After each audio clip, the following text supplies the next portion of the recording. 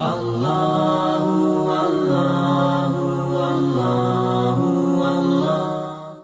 اگر استغاثہ سمجھنا چاہتے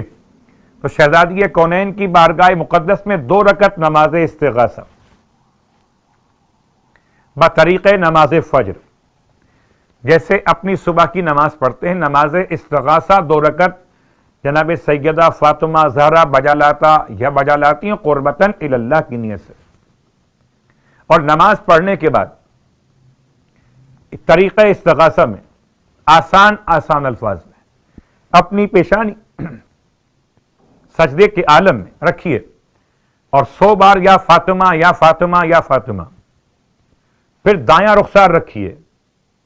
100 بار یا فاطمہ یا فاطمہ یا فاطمہ، پھر رکھیں بایاں رخسار یا فاطمہ یا فاطمہ یا فاطمہ 100 مرتبہ، اس کے بعد آخر میں پھر رکھیں پیشانی اور 110 بار یا فاطمہ یا فاطمہ یا فاطمہ،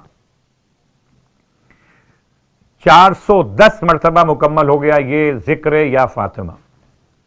اس کے بعد ایک مختصر دعا یا آمنا من کل شیء الی آخر الدعا، دعاؤں کی کتاب میں خاص طور سے باقیات صالحات میں استغاثے کے عنوان سے کتاب صحیفۃ الزہرا میں یہ آپ کو مل جائے گی یہ دعا۔ تو رہی بات اور روایت کی، اس سے بات کو ملاتے فرشتے سجدے کے عالم میں ہیں، سجدہ کیوں کر رہے ہیں؟ نور سیدہ کی روشنی سے متاثر ہو کر۔ آپ استغاثہ کیوں کر رہے ہیں؟ وسیلہ فاطمہ زہرا سے متاثر ہو کر۔ ان کا سجدہ ایک آپ کا سجدہ، ان کی تسبیح، ان کی تحمید، آپ کی گفتگو یا فاطمہ یا فاطمہ یا فاطمہ۔ تو شہزادی کونین کے نور مقدس کے اعتبار سے نماز استغاثہ